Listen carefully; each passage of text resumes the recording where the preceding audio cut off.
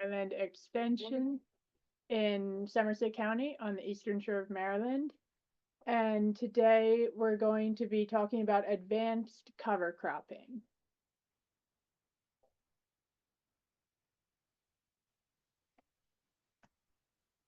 Before I get going on the content, I just wanted to let everyone know that as I do work for University of Maryland, our programs are open and accessible to everyone. And the key takeaways that I'd like you to leave here with that we're going to be discussing today is, first of all, there's not a one size fits all cover crop. So we're going to be talking about how cover crops really need to be intentionally planned and implemented in order to meet the best desire, the goal of that cover crop, to have the best outcome of that cover crop. And also that the planning should take into account site-specific factors and the purpose for that cover crop. So that's really what I want you to leave with, having learned about how cover cropping should be dynamic, it should involve planning, and it should change based on different crops, different fields, different goals or needs of that particular piece of land. So our discussion today is going to be based largely around a bunch of different farms or case studies of farms on the Eastern Shore. And we worked with different farmers to kind of plan and implement cover crops based on this framework that you see here. So when we're thinking about cover crops, we want to think about these three things. What is the purpose or the goal of that cover crop? What window does that cover crop fall in? And by that, I mean, how does it overlap or fall between your different cash crops? And I'll give examples of all of these things as we go through the case studies. And then finally, are we being realistic in our expectations of that cover crop? So cover crops are just, the definition is just a plant species that your primary reason for growing it is not harvest. So there can be a variety of different species and management, and those species can look very different. So we know a lot about cover crops. We have a lot of experience growing cover crops, and so we can be realistic with designing an appropriate cover crop. Just one example of what I mean with that farmer expectations is these are both forage radish cover crop planted in side-by-side plots in a field. The photo is taken at the end of October. Now, in our region, forage radishes primarily do their work in the fall. So they used to pretty dependably winter kill in our region. Now they tend to overwinter as our winters have not been as severe. But still, even if they overwinter into the spring, they're not doing much activity in the spring. They kind of they bolt, they go to seed. So really what the work of the forage radish is in the fall. So the planting date is really important. So if we're thinking about what we want our cover crop to do and we say, oh, I'm going to grow the forage radish cover crop because I want to help alleviate compaction with that cover crop. So you're thinking about this nice big taproot here that's going to help alleviate compaction. If that forage radish is not planted by early September, it's not going to look like that. If it's planted in October, it's going to look more like this after the fall growth period, and it's not going to be meeting our purpose or goals. So we can't just say we're going to plant a forage radish cover crop for the goal of alleviating compaction. We have to be realistic and say, okay, realistically, we can only plant that with that goal if we can get it in an earlier planting window. So that's how kind of these three things interact. We need to at the same time think about our goal, think about the window that we can possibly get the cover crop planted in, and how late in the spring can we allow the cover crop to grow, but then also being realistic in what will this species actually look like when planted in that window, and will it achieve that purpose. So that's basically the framework that we're going to be thinking about. And next, I'm just going to go through a series of case studies and show you how different farmers on the Eastern Shore have been kind of implementing this planning framework to design really impressive and worthwhile cover crops. So the first farm here is in Cecil County, Maryland. And he has so here you could see how he planned out his cover crop and cash crops in a 4-year rotation. So highlighted here are his cash crops. He grows 2 years of corn in a row, followed by a year of soybean, followed by wheat after that soybean. So the wheat for harvest is planted in the fall and harvested in early summer. And then he designs his cover crops to fit within that 4-year rotation. And I'm just going to skip ahead real quick. So that's what his farm map looks like. And each of these different colors here on this map represents a different year in that 4-year rotation. So you could see how it's kind of patchwork across his fields, where he has different stages of that 4-year rotation. And therefore, he's going to have different cover crops across the farm, depending on what year in that rotation that field is. So, and he designs the cover crop species to make sense or meet a particular goal ahead of the next or the subsequent cash crop. So for example, corn year 1, so after that, it's going to go into a second year of corn. So he wants a cover crop that's going to help build that fertility and add nitrogen. So he does a mix with a rye and 2 different clovers, really trying to build that fertility, add nitrogen, build the organic matter there. Ahead of soybean. So after year 2 corn, the next cash crop is soybean. Soybean is a legume that fixes its own nitrogen. So he's not as concerned with adding nitrogen with the cover crops. He's more concerned with providing a mulch, a thicker stand of cover crop, and potentially some weed control, and a mulch in that no-till soybean. So here he either plants a straight monoculture of rye, or he's also tried rye plus rape, which is a brassica cover crop, and that's ahead of soybean. So because it's not going into corn, which is a crop that needs a lot of nitrogen, he's not worried about adding the legumes in that cover crop. Following soybean, he's planting wheat for harvest. But within that wheat, sometimes in parts of that wheat field, he'll actually interseed a red clover cover crop. And he says he does that in the areas of wheat that has poorer fertility, not the whole field, because he doesn't want the red clover to overtake the wheat. But he's had success kind of interseeding that red clover cover crop to help build that fertility within the wheat field. And then he just harvests the head off the wheat in the summer, and he's already got an established red clover cover crop in parts of that field. Now, the really different thing that this farmer does is, following his wheat for harvest, he plants a multi-species cover crop mix, foregoing a double crop of soybean. So a lot of farmers in the region will plant a double crop of soybean after wheat so they can get that second crop. He chooses to forego that second crop of soybean and really focus on building his soil and building the fertility with a 10 species cover crop mix that survives. He plants it in early July here, and then it has different species that do well in different times of the year. So there's some summer species that then die off, and then the remaining species will actually overwinter all the way to the following spring, where he goes back into year 1 corn. So this is a picture of his summer cover crop mix taken in September.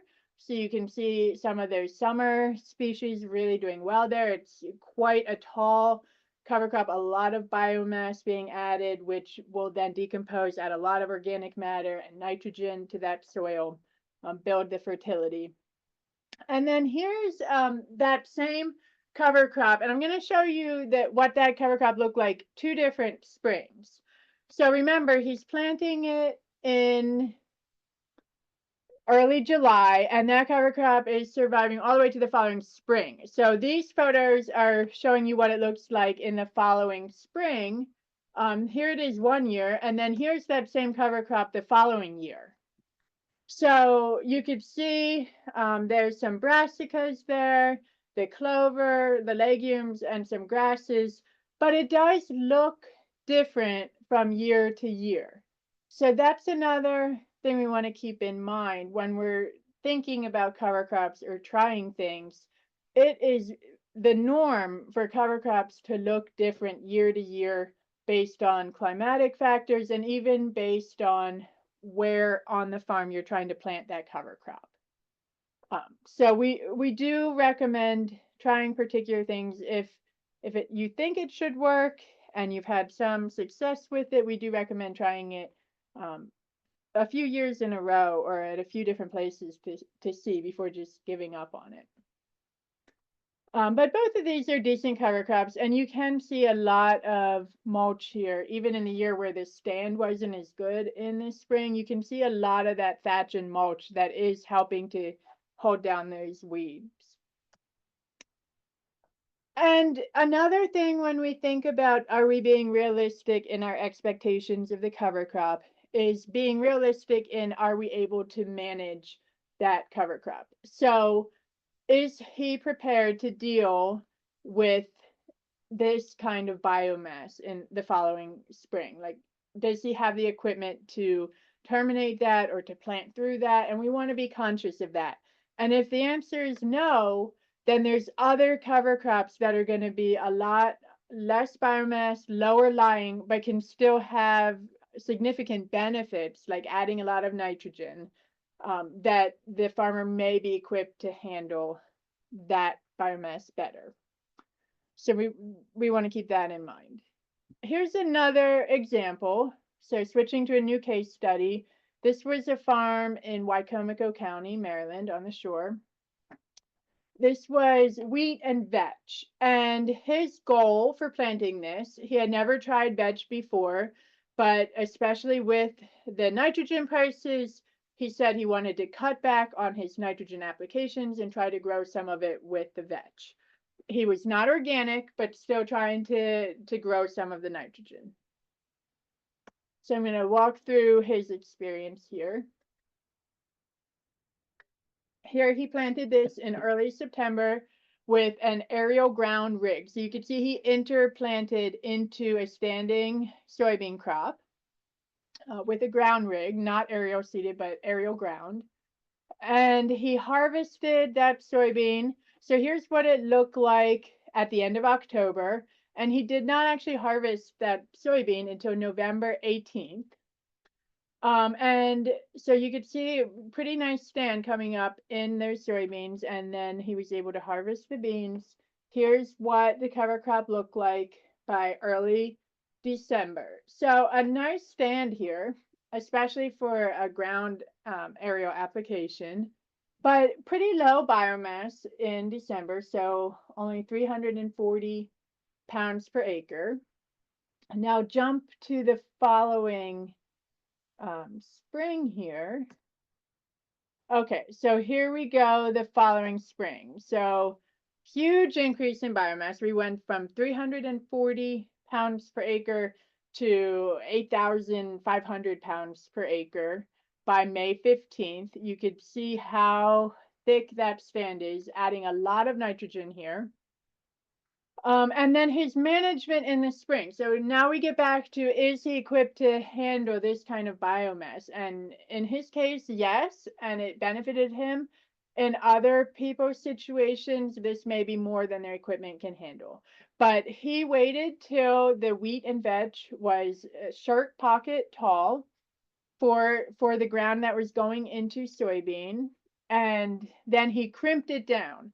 So he rolled it down, but that did not kill it because he did not crimp it at the right time to actually break the stem and kill it. But he's not organic, so that's not a big deal. He waited 2 weeks, so in that time it kept growing. So it grew another foot, and then he planted soybean into that growth at the end of May.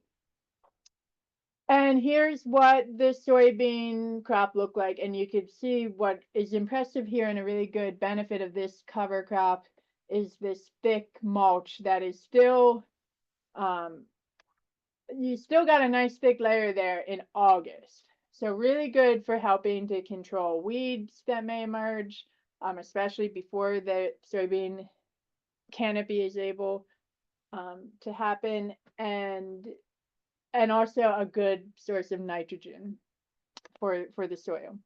Now the nitrogen is not as important in the soybean here, but this next part of the field, same cover crop that went into corn, is where the nitrogen really became more important. Same cover crop, but here is where the part of the land that was going into corn. Here his management was a bit different. He did not roll it first. He planted the corn in late April, so about a month earlier than he planted the soybean. He planted into waist high veg. The planter knocked down and matted the veg, and then he sprayed it 3 days after planting to actually kill the cover crop. So here's the piece of equipment that he used. It had shark teeth. He was really happy with the performance and the ability of this piece of equipment to cut through that veg material.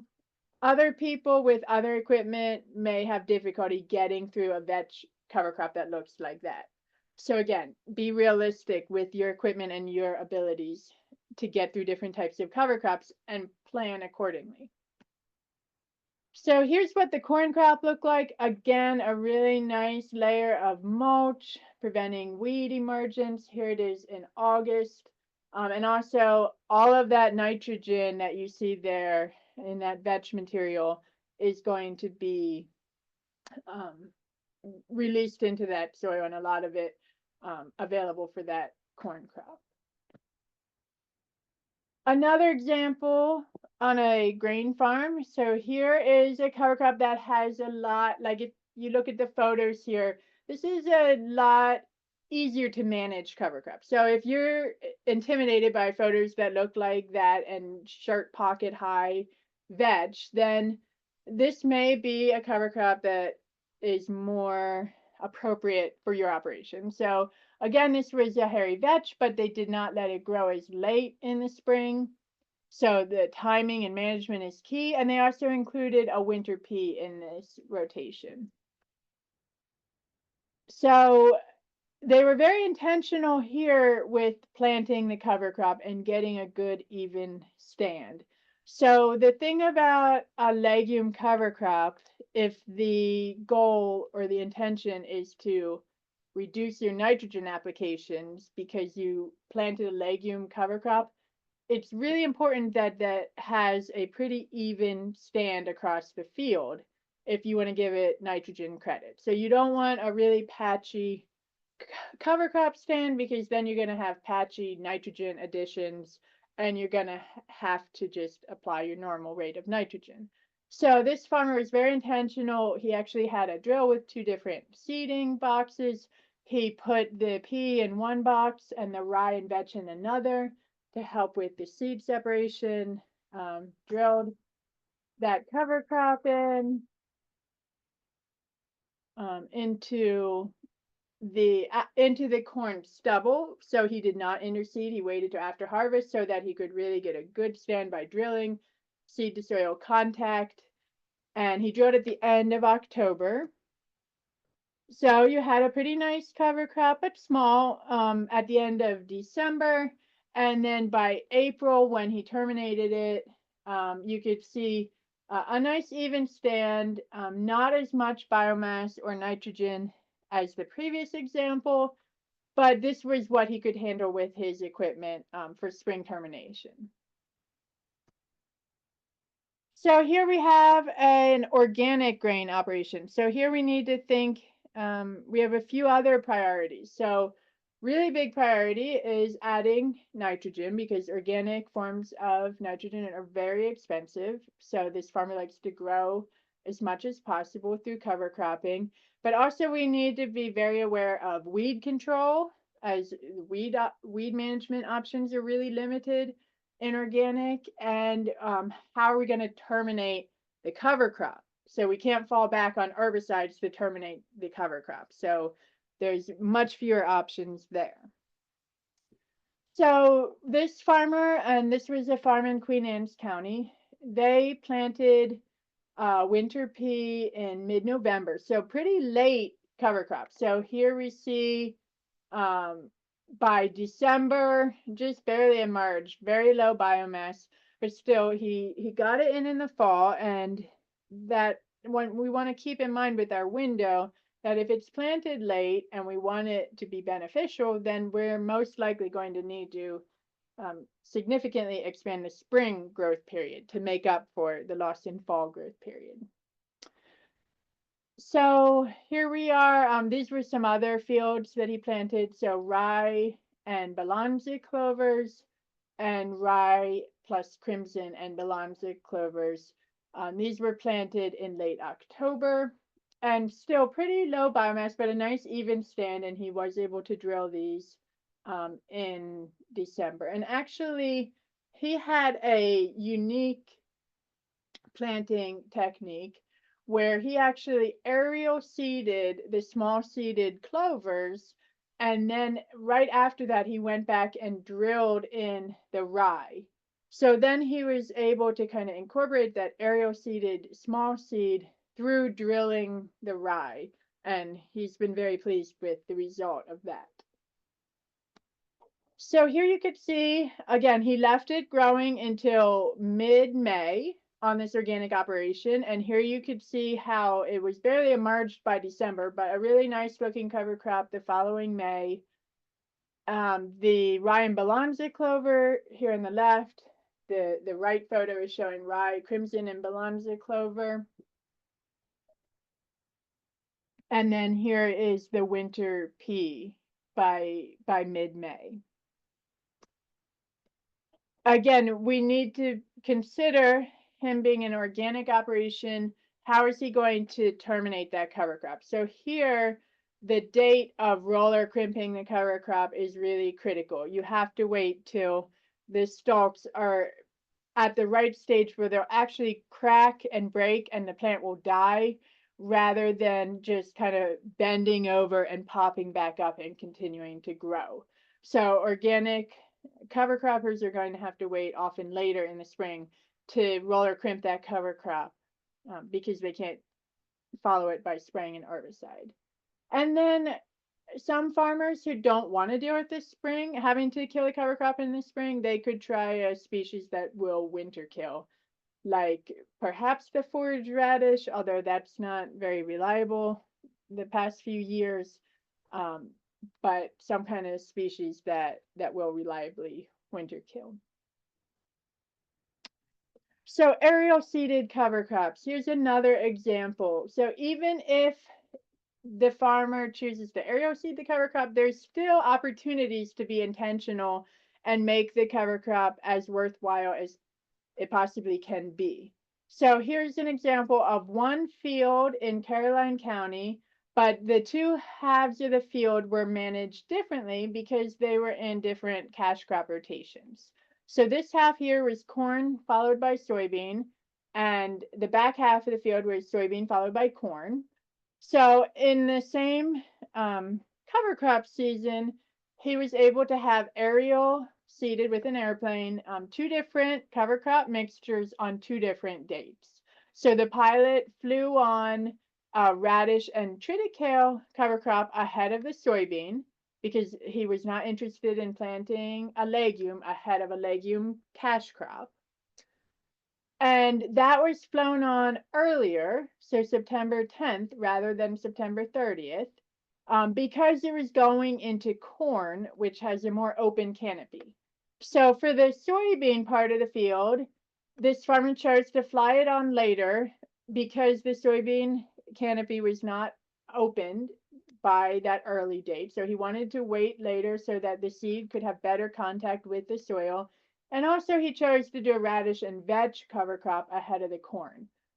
So again, just being really intentional, even though it's aerial seeded, and a lot of farmers will just aerial seed a cover, the same cover crop across all of their acreage on the same date, just because it seems easier, or they think like that's what the pilot will want to do. But this farmer said the pilot had no problem flying on these two different parts of the field on two different dates with two different cover crops, um, being intentional about the planting date and the subsequent crop and what cover crop will be most beneficial to that subsequent cash crop. And here we can see the radish and triticale in the late April versus the radish and veg in late April in those two halves of the field.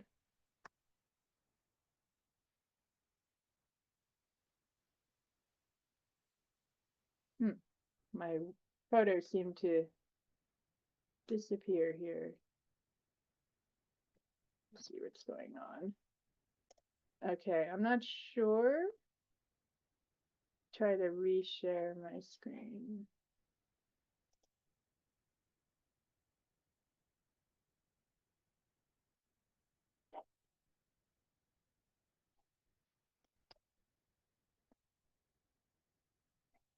I'm going to try to close the PowerPoint real quick and reopen it because I want everybody to be able to see the photos.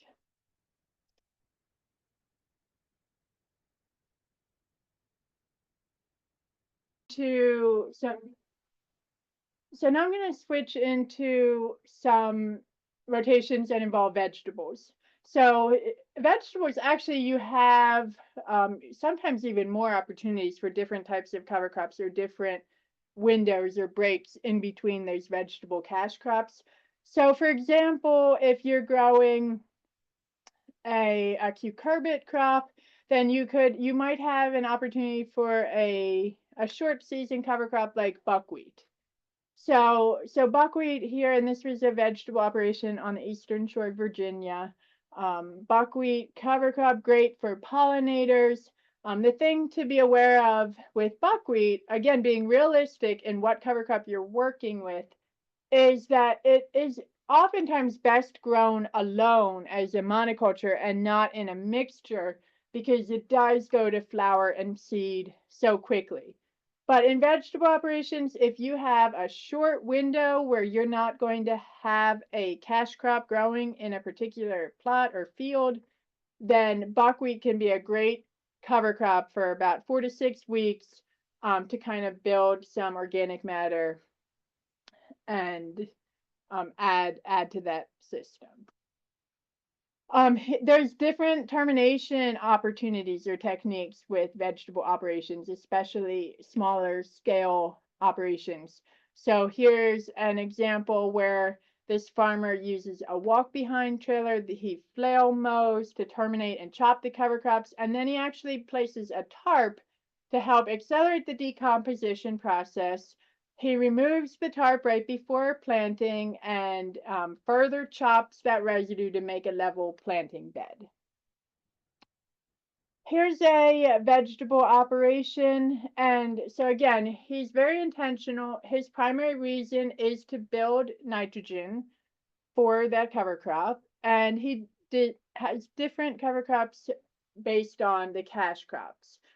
Some other techniques, he uses a grass with legumes because he feels that the grass helps the legume as a nurse crop to protect the legumes and they grow better.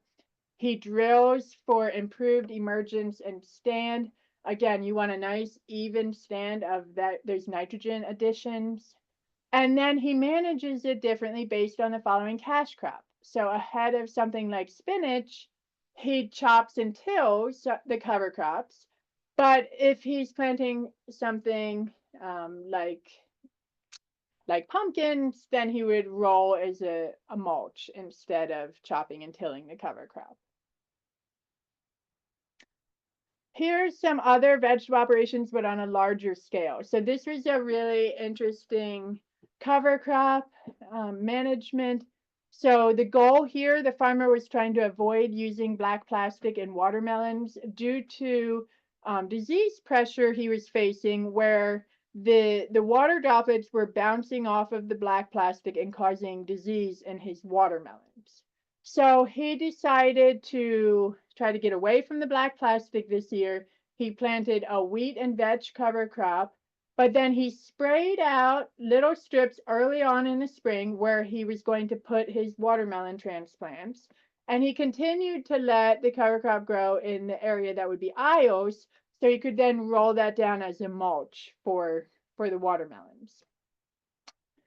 Another vegetable, so this was a sweet potato field, and he was trying to grow mustard to help reduce the nematode pressure. So it was a special type of mustard which had some properties to kind of control those nematodes.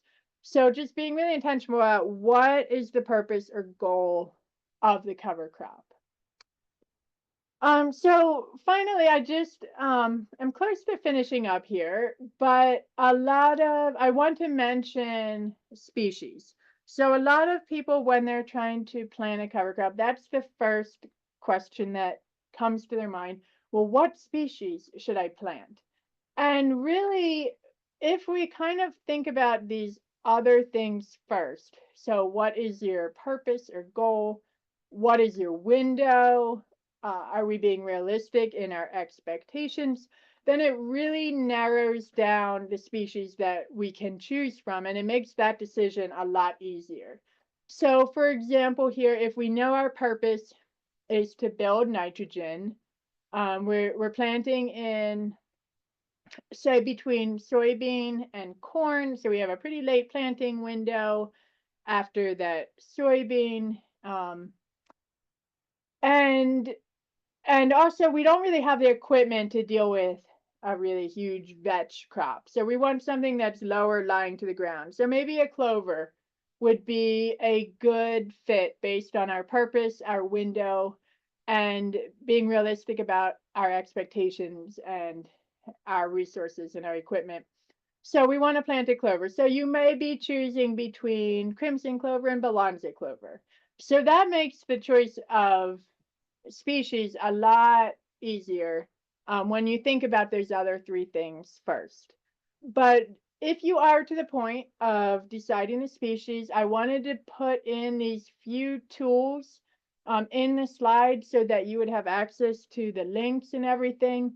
I'm not going to go into these tools, but I just wanted them to be included in the slides for your information. So I'm going to go over three real quick.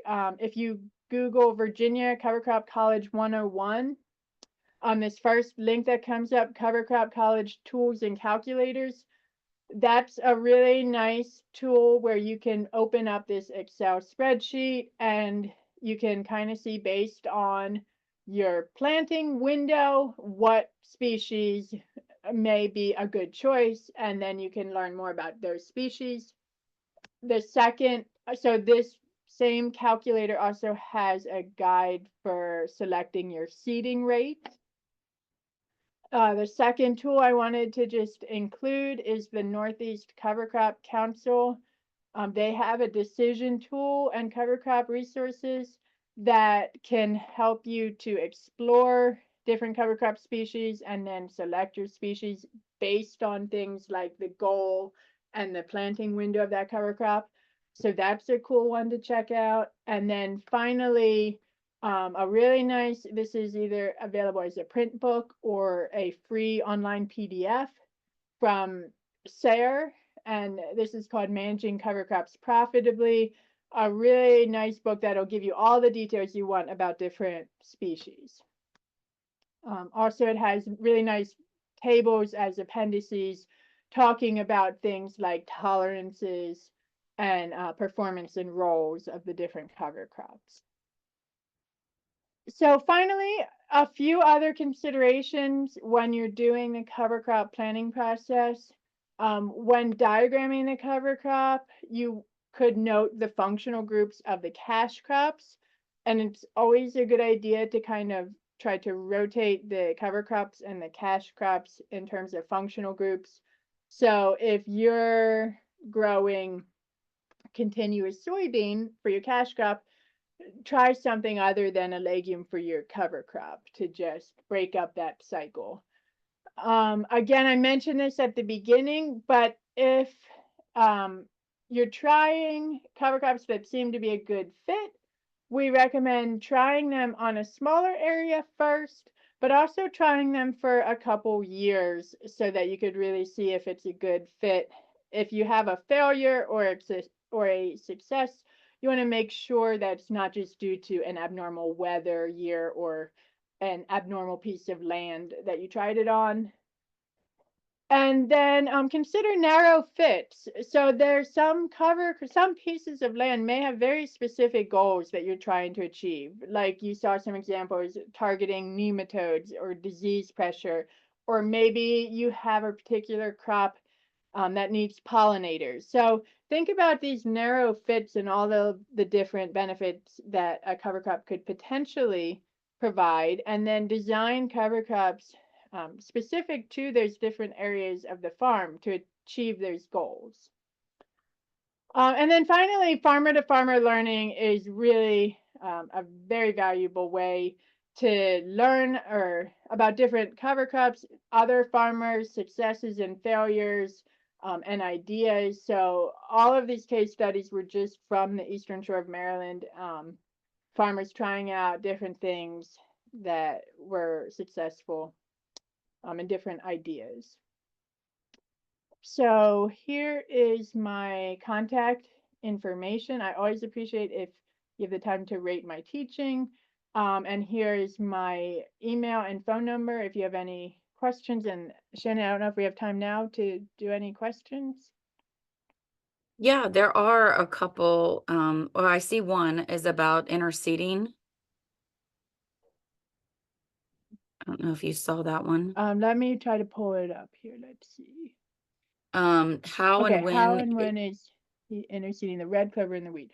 Okay, yep. So he was going in February and just kind of going with a ground like aerial applicator over the wheat and just in certain areas of that field. And I think it was kind of like frost seeding. So it was just kind of going into the soil through that natural like heaving process of the soil with the frost and the freezing conditions, and then by early spring the clover had taken off in those areas of the field.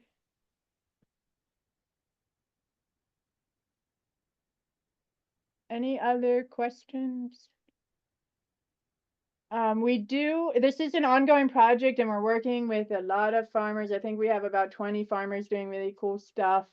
So if you are interested in keeping up to date and our resources that come out, just email me and I'll get you on our list for that. Okay, we have a large quantity of woody material in our soil. Is very best cover crop for breaking this material down? Um, was it like a forest soil?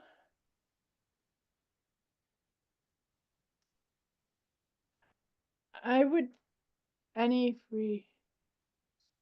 Okay, so for John's question, um, I don't know about a cover crop to help like speed up the decomposition of that woody material, other than just that by adding cover crops, we are, building the organic matter, building the soil health in that soil, and that will encourage our soil ecosystem and all of those decomposing fungi and bacteria and organisms. So just having a good cover, I would say, you want like a mixed species, probably not like a monoculture grass, but just having a good cover that is going to be building organic matter and really adding to that soil health piece would be good for decomposition in general. Let me know if that didn't fully answer the question, John. And then any free crimson seeds available. I'm not aware of any free cover crop seeds, but we do have a directory of different cover crop seed vendors where you could buy them. And if you're interested in that, you could just email me and I'll try to get to you our most recent updated version of that.